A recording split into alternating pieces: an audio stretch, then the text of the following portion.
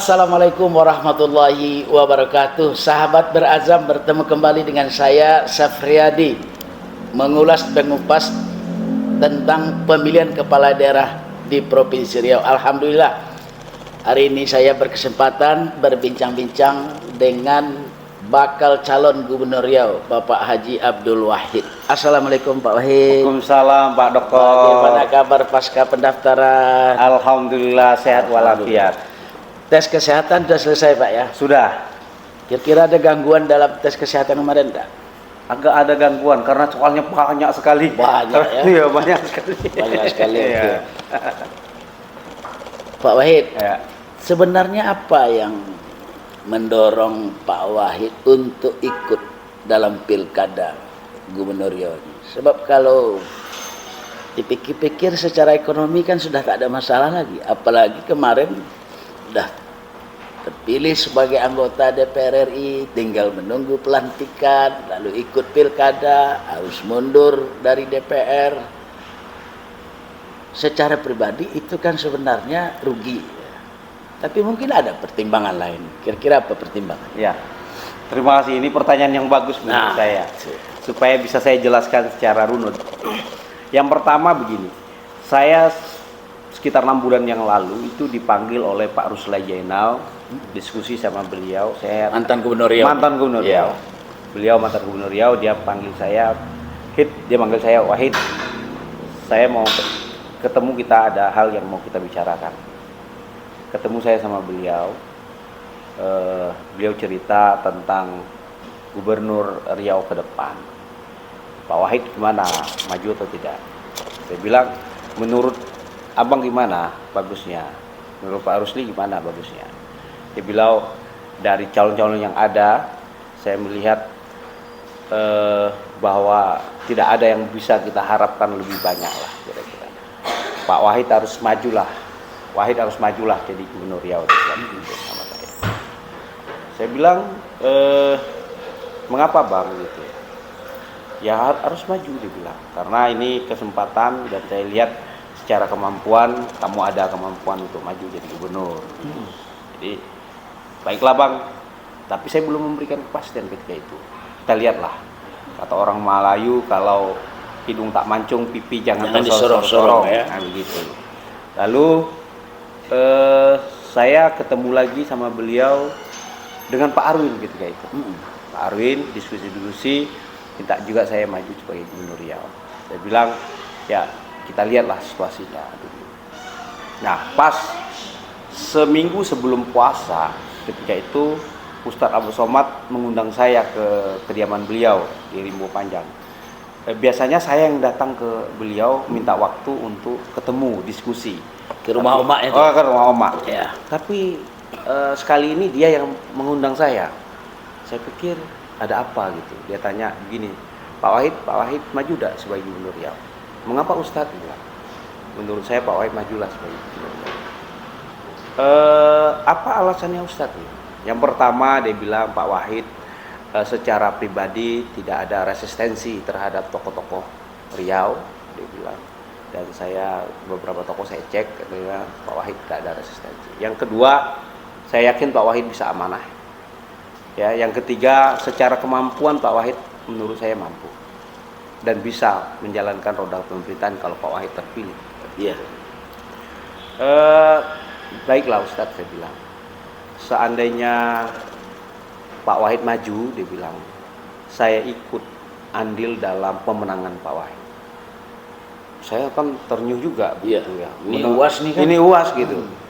Aduh, saya bilang, kalau Rusli Zainal mungkin getarannya tidak terlalu kalau kuat, Pak ya? Rusli karena memang dia kan orang politik kan, Ya. wajar dia bisa memandang begini-gini. Kalau Ustadz Somad kan tidak, dia kan.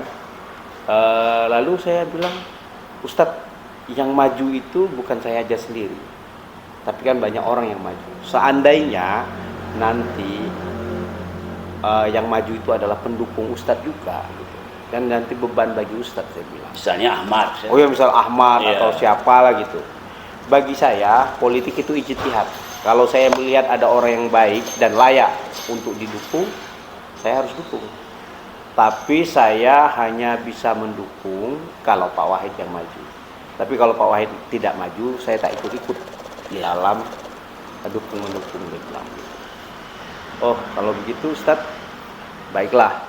Saya bilang saya merasa terhormat karena sudah diberikan kepercayaan. Ustadz menilai saya percaya bisa membangun Riau. Oleh karena itu saya bilang supaya kita ini tidak mengambang-ambang dan mengira-ngira, saya survei dulu Ustadz, biar jelas duduk pangkalnya gitu. Lalu saya survei di bulan Mei, tanggal 20 Mei sudah selesai survei. Saya lapor ke beliau, saya lapor juga ke Pak RZ sama Pak Arwin ketika itu. Hasil surveinya begini. Itu murni ya? Murni. Nah. Murni hasil survei itu. Lalu kata Pak RZ kita itu majulah. Saya lapor, Pak Uwas langsung bilang kita tanggal 23 podcast. 23 podcast. Mei. Podcast yang di rumahnya itu? Ya, di rumahnya. Okay. Itulah awalnya tuh, podcast supaya Pak Wahid kenal orang lebih banyak lah gitu. Oke, lakukan podcast gitu. Tapi saya setelah podcast dinaikkan beberapa, ya responnya bagus, saya lihat.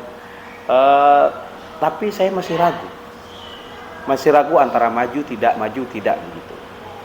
Lalu saya diskusi juga terus dengan Pak Rusli, Pak RZ, Pak Saleh ketika itu, dengan tokoh-tokoh yang lain, Pak Khaidir dan yang lain lah, Pak Maizirmit, semua tokoh lah yang tak bisa saya sebutkan satu-satu. Saya diskusi terus.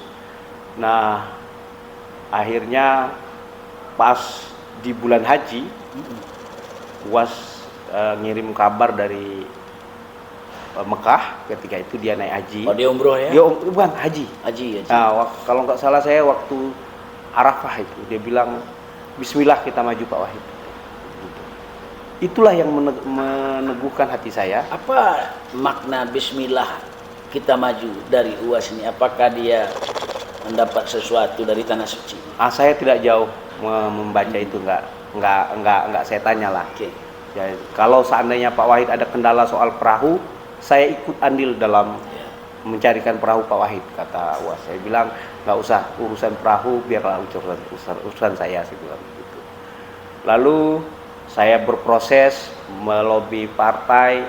Saya terus terang aja, saya nggak terlalu getol melobi partai ini. Saya nggak getol melobi PDI, saya nggak getol melobi Nasdem. Cuma saya datang ke Nasdem, ketika itu Pak Surya langsung keluar SK. Saya ketemu, izin Pak Surya, saya bilang saya mau maju pilkada. Langsung 2 hari setelah itu langsung keluar B1 rekomendasi. Oke. Keluar rekomendasi langsung. Tapi saya nggak mau ekspos gitu. Saya nggak mau ekspos. Berarti udah lama itu? Udah lama sekali lah. Lama sekali. Saya nggak mau ekspos. Termasuk juga PDI saya nggak ada lobby. Saya cuma bilang sama Pak Jukri, kita ini bagian dari generasi muda. Kalau Pak Jukri yang maju saya enggak. Tapi kalau Pak Jukri tidak maju, kemungkinan saya maju. Begitu. Jadi tidak terlalu getol saya melobi ke sana kemari, tapi ini semua takdir dari Tuhan mungkin ya. Nah, itu. Jadi artinya berarti kemauan prosesnya itu dah. Ya, proses ini artinya tidak kemauan saya sendiri. Saya tidak punya niat untuk maju secara getol-getol melobi sana habis ini, enggak. Saya mengalir ibarat air. Ya kalau dia terhenti di situ mungkin saya terhenti aja. Oke, dalam survei mungkin terbaca tidak Pak Wahid tingkat keterpengaruhan Uwas? Ya, saya memang survei itu saya buat sedetil-detil mungkin. Memang ada beberapa survei yang bilang pengaruh Uwas itu 37%. 37%. Artinya kalau Uwas bilang pilih Sapriadi umpamanya, itu 30% milih Sapriadi. Tapi kalau Uwas bilang umpamanya ada satu survei lagi 44%. 44% pengaruh Uwas terhadap pemilih di Riau ya. Di Riau ya. Di Riau. Oke. Nah sekarang apa pertimbangan Pak Wahid berpasangan dengan Pak SF? Sebab kan banyak juga yang bertanya ini. SF ini kan tidak pernah menunjukkan gejala awalnya, terutama sejak dia menjabat PJ, dia akan maju sebagai bakal calon gubernur. Bahkan ada yang memprediksi dia itu majunya gubernur. Ya. Tapi sekarang berpasangan dengan Pak Wahid. Pertimbangan pasangan dengan SF ini apa kira-kira? Ya, yang pertama Pak SF itu tidak punya niat untuk maju. Ya. Dia cuman pingin saya mau maju, saya yang didorongnya jadi gubernur ketika itu. Saya sama Pak SF ini punya hubungan panjang, lama berteman dan tidak pernah putus. Ada orang berteman kan Ya, putus. lama tak kontak. Saya tuh hampir ya tiap minggu pasti adalah ngopi sama dia. Ngopi, cerita-cerita, komunikasi hampir tiap minggu. Pak SF itu seperti abang saya sendiri, dialah yang mendorong saya untuk maju jadi gubernur. Salah satu yang mendorong saya jadi gubernur dia. Nah, karena proses politik yang panjang, kami berunding. Mengapa tidak kami maju berdua saja? Ya. Nah, soal nomor 1, nomor 2 nggak ada masalah. Nah, dari hasil survei itu yang kita lihat bahwa pemilihan nomor 1, nomor 2 antara Pak Wahid dengan Pak SF itu pakai undi atau ada kesepakatan? nggak ada, itu pure dari pure lembaga survei. Jadi kalau saya nomor 1 kira-kira ke tingkat keterpilihannya sekian, kalau Pak SF nomor 1 tingkat keterpilihan sekian. Jadi kami bukan pakai usit, tapi istilahnya rasionalitas. Indikatornya itu elektabilitas. Indikatornya elektabilitas. Jadi Pak SF itu orangnya sangat besar hati. Saya juga tidak ada ngotot-ngotot sama beliau. Tapi kan sudah banyak juga figur-figur yang selama ini dalam proses perjalanan pilkada ini yang Pak Wahid timbang-timbang untuk menjadi bakal calon wakil gubernur itu. Mulai dari A, si B, si C, sampai kepada PSF. Jatuhnya pilihan kepada PSF, apakah setelah mengcompare dengan beberapa figur bakal calon lain, atau ini memang timbul secara spontan? Ya, soal dengan Pak SF ini yang pertama ya, memang Pak SF ini kami ini saling melengkapi. Saya ini dari politisi dan pengusaha, Pak SF dari birokrasi dan teknokrat. Jadi kira saya kalau ke depan berjalan kira saling melengkapi lah. Ya, itu yang pertama ya. Yang kedua, soal memang saya sudah berkomunikasi dengan beberapa tokoh dan calon figur wakil. Saya persyaratkan dia bawa partai. Saya sudah punya partai PKB sama Nasdem. Ya, jujur aja saya bilang saya punya modal PKB dan Nasdem. Nah, lalu calon wakil itu bawalah satu partai lagi. Ternyata Pak SF yang bisa membawa partai yang namanya PDI. Iya, gitu. Nah, saya rasa inilah yang membuat faktor mengapa kami akhirnya bersatu. Dilihat dari pengalaman, pertemanan yang baik, hubungan yang sudah seperti abang dan adik itu. Kemudian kalau kita kaitkan juga hubungan antara kepala daerah dengan wakil kepala daerah. Ini berandai-andai. Seandainya nanti memang pasangan Pak Wahid bersama Pak SF ini ditakdirkan untuk memimpin Riau, kira-kira akan terjadi konflik interest tidak antara Pak Wahid dengan Pak SF? Ya, saya ini berteman sama Pak SF itu kayak saudara. Tidak ada persoalan yang tidak kami bicarakan terbuka. Kalau saya ada punya keinginan, saya selalu bilang sama beliau dan beliau juga begitu. Rasa ya, dan pengalaman kami selama ini tidak mungkin terjadi lah. Saya berani yakin itu. Karena kami juga berazam, ini kan berazam nih.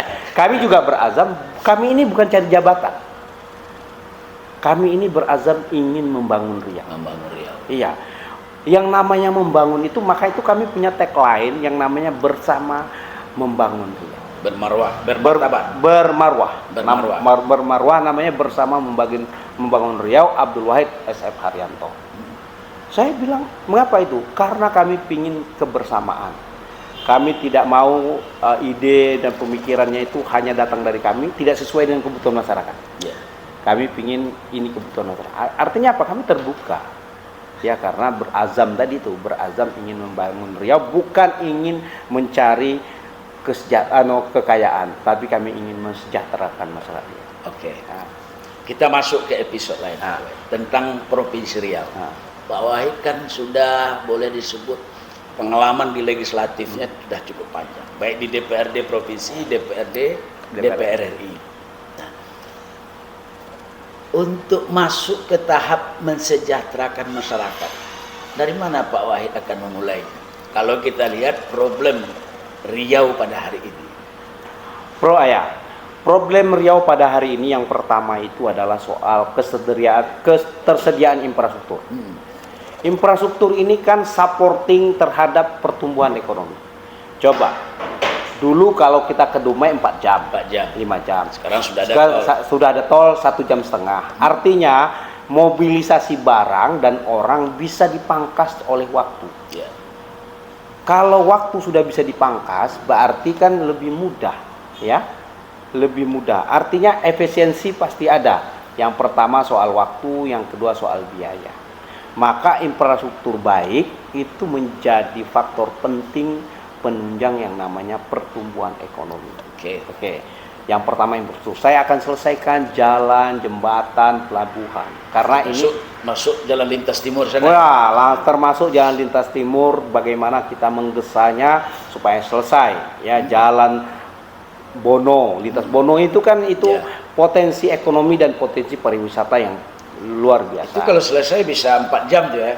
Kalau Tembilan. Iya, kalau itu bisa selesai Tembilan bisa 4 jam.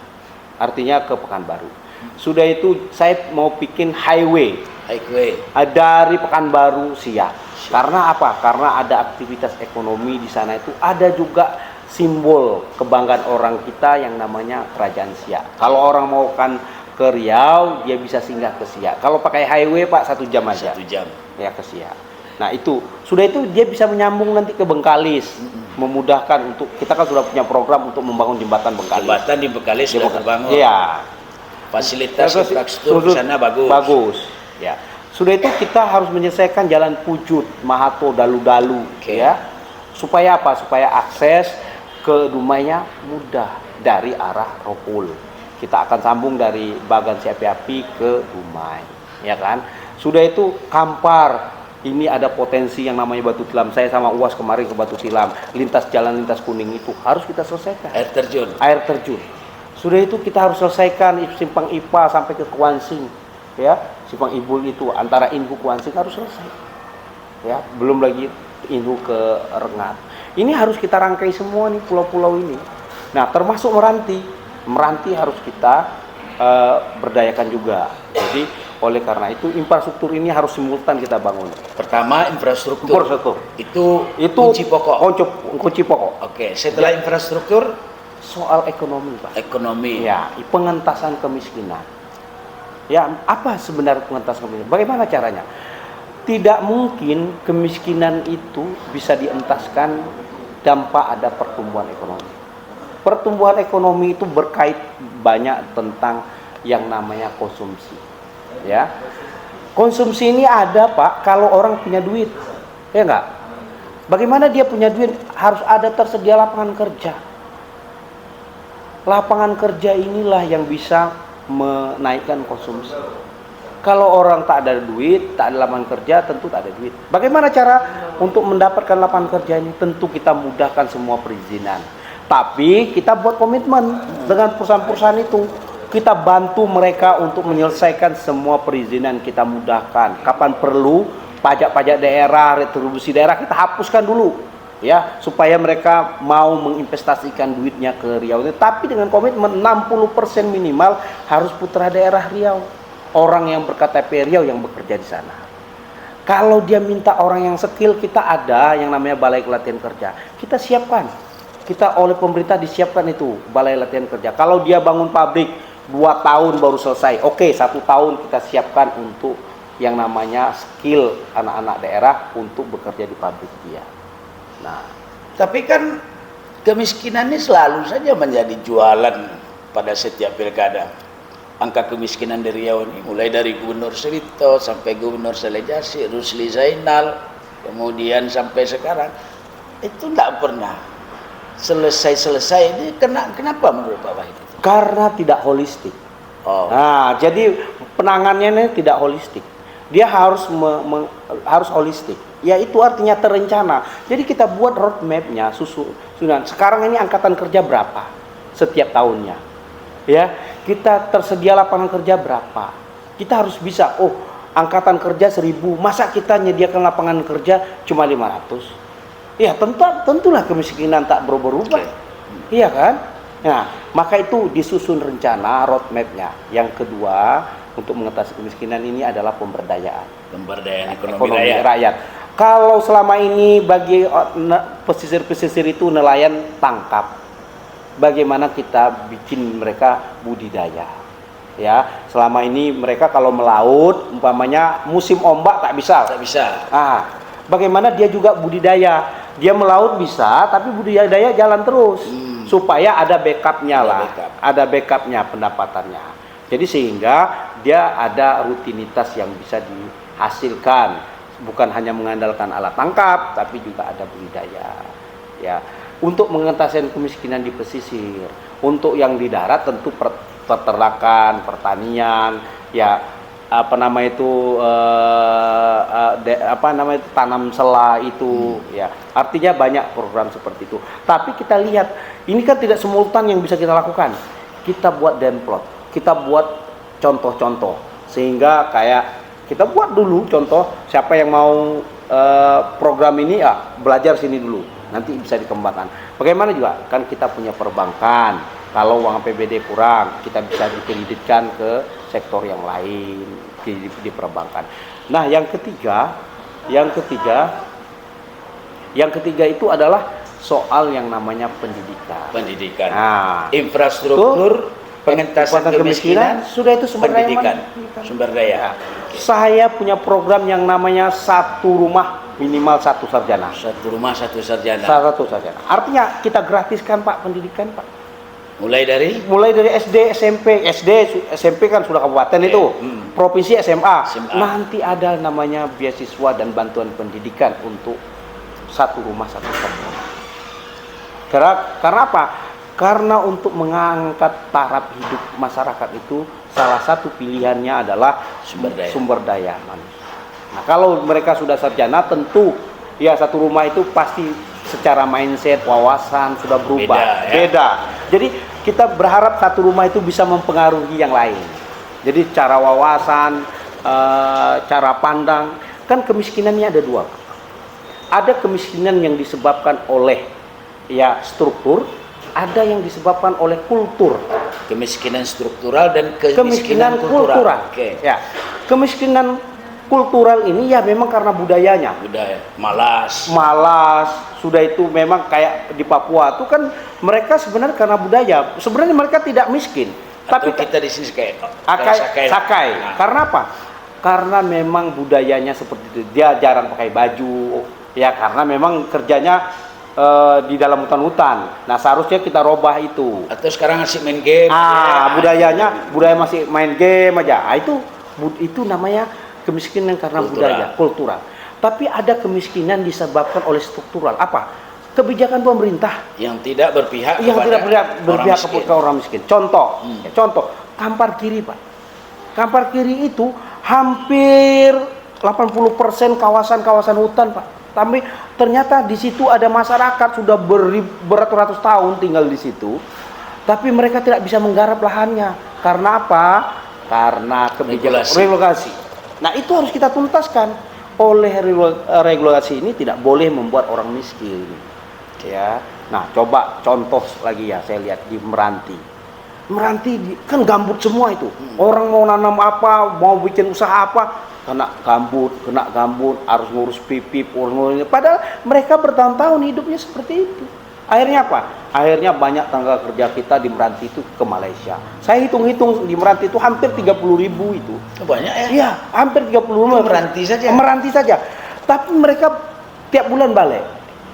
Kerja di sana 20 hari pulang. Karena apa? Kan nggak boleh stay di sana, tapi kan harus keluar masuk, namanya tenaga kerja ilegal. Tapi itu sayang Pak, potensi kita yang ada. Harus kita tuntaskan itu. Tidak boleh seperti itu. Nah, selain pendidikan, ya, tentu kesehatan. Ya, kesehatan ini penting. Apa yang spesifik dari kesehatan yang langsung itu bersentuhan dengan masyarakat miskin? Contoh, jangkauan berobat. Iya, orang berobat antri. Coba lihat rumah sakit umum. Itu sampai ke selasar itu orang tidur di sana. Artinya tidak tertampung. Maka itu saya berencana bagaimana rumah sakit jiwa sekarang ini kita naikkan kelasnya menjadi rumah sakit umum. Selain menangani jiwa, juga menangani Sakit umum. Soal biaya, ini kan selalu masalah biaya. Nah, sekarang tidak ada. Sekarang nanti saya akan gratiskan semua. Saya sudah konsultasi dengan BPJS. Orang Riau yang sakit di mana saja, dia gratis berobat. Itu tidak ada hubungan dengan BPJS. Iya, kita kerjasama dengan BPJS. Program BPJS Ya. atau di luar BPJS? Enggak, dengan BPJS kita MOU nanti kan BPJS yang bisa menangani semua rumah sakit. Ya, BPJS ini kan ada warga itu yang dia tidak masuk BPJS. Oh, nah kita ini ada namanya UHC. Ya, ya. Karena itu makanya saya bilang di luar BPJS. Ya, ya. Karena BPJS ini ada yang masyarakat itu tidak masuk BPJS, Oh, ada yang masuk tapi menunggak sehingga Ya. dia tidak bisa pakai itu. Oh, kita enggak. Kita nanti ada polanya, kita buat kerjasama dengan BPJS bahwa ada yang program BPJS itu kan program pusat dengan daerah, Ya. ada juga yang daerah langsung. Oh, ada daerah langsung. Ya. Jadi daerah ini bisa lebih fleksibel Fleksibel. dibandingkan dengan Ya. BPJS. BPJS. Datang ke rumah sakit, Ya. Langsung pakai KTP ya. isi KTP, Ya. formulir, selesai. Selesai. Oh, luar biasa Ya. itu. Ya. Oke. Masih ada program lain Pak Wahid? Ya, menjelang- artinya saya nggak mau mulu-mulu, nggak mau taruh mulu-mulu. Karena apa? Karena kalau saya mulu-mulu dibilang bohong. Nah, ini aja dulu kita fokus bagaimana kita meningkatkan fasilitas infrastruktur untuk supporting ekonomi. Yang kedua, bagaimana pengentasan kemiskinan. Yang ketiga, peningkatan sumber daya manusia ya termasuk kesehatan. Ya, menurut saya itu yang paling penting. Nah, yang selanjutnya yang tak kalah pentingnya itu Pak Wahid, dari mana duitnya? Dari duitnya. Itu yang jadi masalah. Itu kan? jadi masalahnya.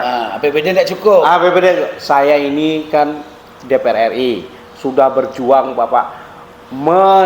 Saya buat namanya undang-undang dana bagi hasil sawit untuk menanggulangi infrastruktur yang rusak itu.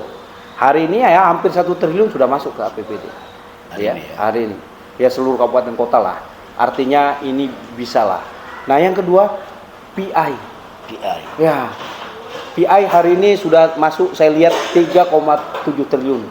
Besar ya? Besar. Itu nanti dibagi dengan kabupaten kota, ya.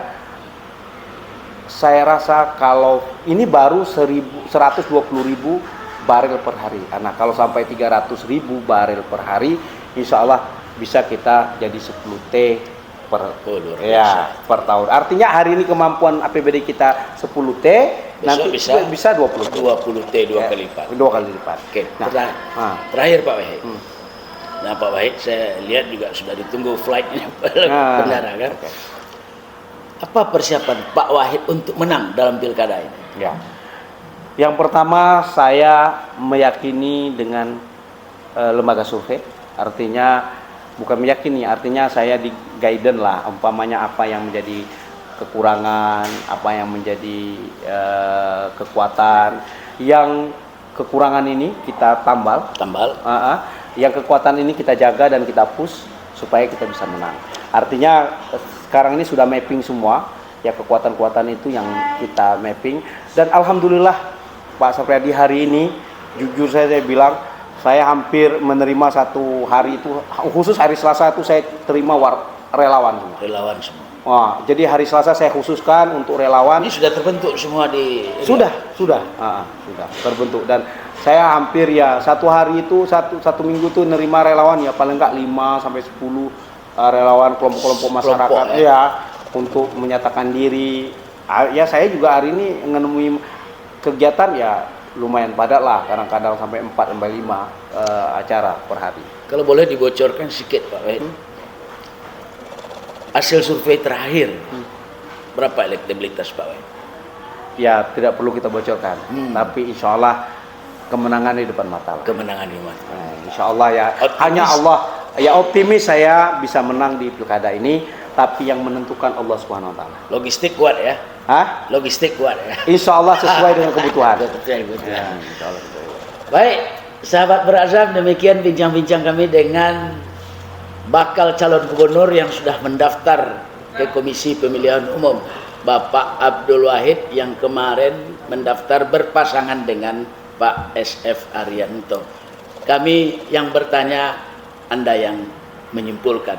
Terima kasih atensi dan kebersamaannya. Pak Wahid, terima kasih. Terima kasih Pak atas Dokter. keluangan waktunya. Pokoknya kita berazam membangun Berazam Riau. terus, alhamdulillah. Kita bertemu pada episode mendatang. Wassalamualaikum warahmatullahi wabarakatuh. Waalaikumsalam warahmatullahi wabarakatuh.